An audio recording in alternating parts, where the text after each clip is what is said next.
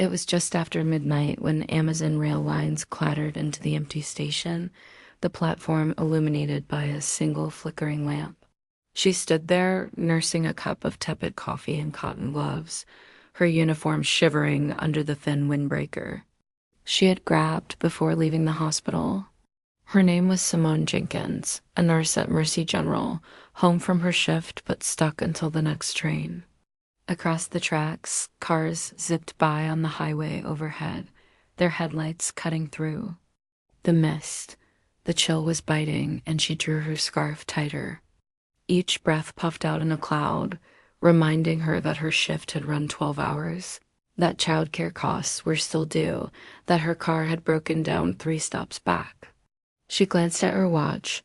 12:07 a.m., the next train wouldn't come for. Another 20 minutes. His limousine sat silently at the curb beneath a streetlight.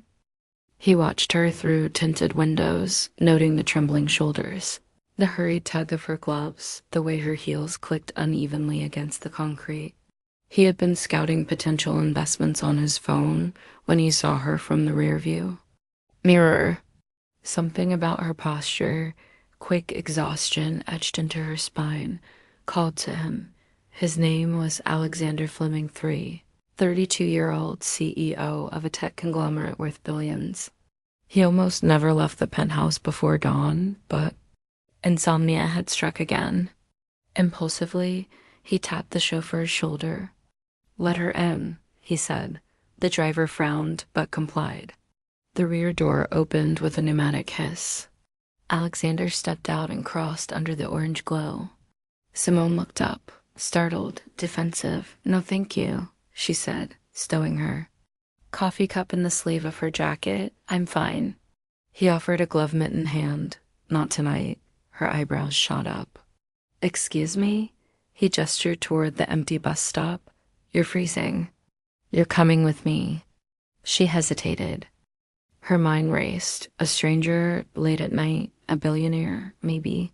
He waited patiently, arms loose at his sides. The distance between them held her gaze. "Listen," he said gently, voice low so only she could hear. "I can't let you stand here all night." She swallowed. "I appreciate it, but I can't impose." He smiled, tilting his head. "You're not imposing. I'm offering." In that quiet street, she scanned the windows of his car. The interior looked spotless, cashmere cushions, a small pot of lavender-scented tea on a side table. He reached toward the open door, sliding it shut behind him. Simone's breath caught. "Lavender?" she whispered, stepping inside. He nodded and closed the door. The heater clicked on, warm air enveloping them. The air tasted faintly of Earl Grey. She exhaled. He climbed in beside her. "May I?" She nodded, lifting a finger to tuck back a strand of hair. He poured her tea, the cup steaming. "Thank you," she managed, lifting it to her lips. "Call me Alex," he said, settling back. "I'm sure you have a long night ahead tomorrow." She shook her head. "You misunderstand. I finished my shift hours ago. I just missed the last bus north of here." He frowned. "Where do you live?" "Brookside." His brow lifted. "That's nearly 40 miles. No train runs past midnight." She shrugged. "I'll manage." He leaned forward. "I'll drive you there." Her eyes widened. "Why?" He hesitated. "Because when someone is cold, you take care of them." She stared at him, incongruous kindness from a man she'd never met. He extended the spare blanket from the back seat. She wrapped it around her shoulders. "Is this safe?" she asked, voice low. "Completely," he said. His tone firm but warm. She nodded and closed her eyes, exhaustion washing over her. On the road, they drove in silence through the sleeping city. Streetlights streamed past, casting shadows in the car. She rubbed her temples. "Rough shift?" he asked. She sighed. "Pediatric ward, one of the little ones coded twice." He frowned. "That must be hard." "It's my job," she said. "I signed up for it." He steadied her hands. "People like you keep the world going." She set the cup on the console. Save your philanthropy for a gala, he grinned. I've never liked galas. She turned to look at him. I can't believe you're doing this. He glanced at her. Why not? She hesitated. Because you're a billionaire? You have no idea what it's like to live. She searched for words. Normal life. He chuckled. I don't consider myself normal, but I do know hardship. Losing my mother at 17, running a startup from my dorm room. Her eyes softened. I'm sorry. He shrugged. Life happens. What matters is who helps you through. They continued in comfortable silence until she spoke again. Why? Lavender tea. He smiled. My grandmother taught me that smell can heal faster than medicine sometimes. She nodded thoughtfully and sipped. The floral sweetness warmed her chest when they reached Brookside. The neighborhood lights glowed dim and quiet.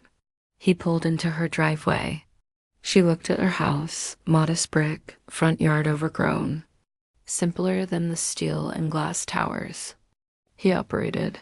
Thank you, she said as he killed the engine. He retrieved her bag and opened the door. She hugged him briefly, fingers brushing the lapel of his coat. Good night, Alex. He watched her disappear into the house, then drove off into the night. The next morning, she woke to a voicemail. It was him. I have a favor to ask, he sighed. Her heart thumped. I'd like to take you to lunch. No business talk, just thank you for letting me help. She hesitated but returned the call. Okay, they met at a small bistro downtown. She wore scrubs beneath a coat, he a tailor-made suit. She shook her head, laughing. You're too dressed up, she teased. He shrugged. It's not every day I meet someone who saves lives. She sat opposite him, stirring her coffee. I didn't save your life. He met her eyes. Maybe not, but you reminded me what really matters. Their conversation drifted from work to family to dreams. He learned she wanted to open a free clinic. She learned he invested in startups that improved healthcare access. He slid an envelope across the table. What's this? She asked, lifting it. He smiled. Save money for your clinic. Her eyes brimmed. I can't accept that. He leaned forward. Consider it a partnership. We have the same goal. Help people who need it most. She opened it slowly. The check inside had 6 zeros. I thought you didn't do galas, she said quietly. He winked. I do other things. Over the following weeks, they worked together. She drafted plans. He connected her with architects. They toured an empty storefront on Main Street. She imagined exam rooms, waiting chairs, a play area for children. One afternoon, Simone organized a trial vaccination drive in a neighborhood park. Alex and his team set up tents, volunteers lined up. She moved through the crowd, administering shots, offering smiles. He watched as mothers held toddlers, grateful. Afterward, they sat on a bench. A little boy ran up, holding a flower. He handed it to her. She laughed. Thank you. He watched her, pride in his gaze. You're changing lives. She shook her head. We are. Months later, the clinic opened its doors. A ribbon stretched across the entrance, and Alex and Simone stood side by side. Cameras from the local paper clicked. She pressed scissors into her hand. He whispered, after you. She cut the ribbon. The doors swung open and families entered.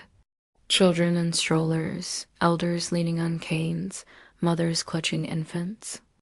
They all came seeking care. That night, they celebrated at her small apartment. Pizza boxes cluttered the coffee table. She raised a glass of soda. To you, she said softly. He reached over and touched her arm. To you. She smiled, looking around at the life they'd started together. A clinic full of hope, a friendship that bridged worlds. When she leaned in to kiss him, he met her halfway. Outside, the city lights shimmered through the window, a promise that even in the coldest moments warmth could be found.